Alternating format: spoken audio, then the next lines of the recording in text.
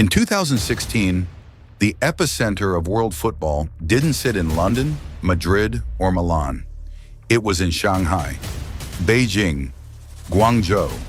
Armed with limitless funding and the blessing of the state, the Chinese Super League began an assault on the global market that felt like a hostile takeover.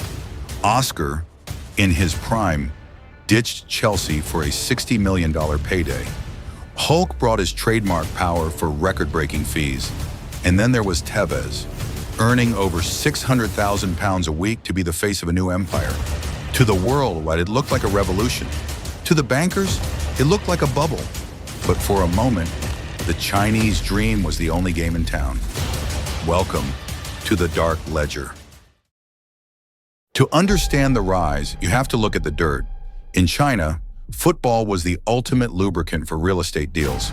Property giants like Evergrande didn't just buy clubs. They bought political favor. For Hui Keyan, the founder of Evergrande, owning Guangzhou FC wasn't about trophies. It was about showing the government he was a team player. At the peak, the property sector accounted for 25% of China's GDP. Every time a new apartment block went up, a new Brazilian superstar touched down. Salaries were decoupled from reality. Clubs were losing 20, 30, even $50 million a year. But it didn't matter, as long as the property market kept climbing.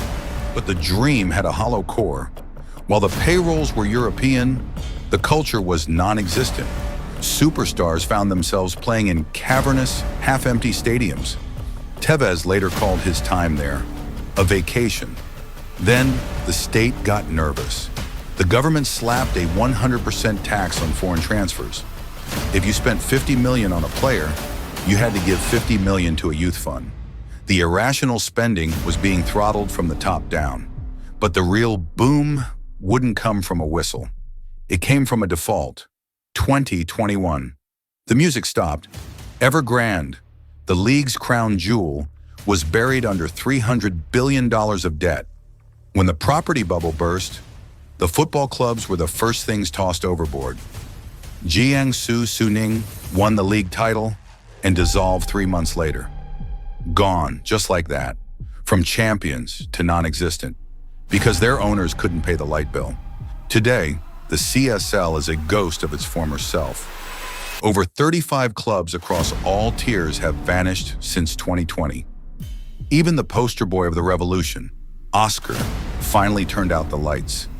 He was one of the last men standing, an icon in a graveyard, before finally heading home to his boyhood club, São Paulo, in 2024. But as the sun sets in the east, it rises in the desert. The Saudi Pro League is currently using the exact same playbook. Astronomical wages, state backing, and a sudden vacuuming of European talent. Is it different this time? The Saudis have oil wealth, a far more stable floor than the Chinese property market. But the lesson of the dark ledger remains the same. You can buy a starting 11, you can buy a stadium, and you can buy the headlines. But as the ruins of the Chinese Super League show us, you can buy the idea, but you cannot buy the culture.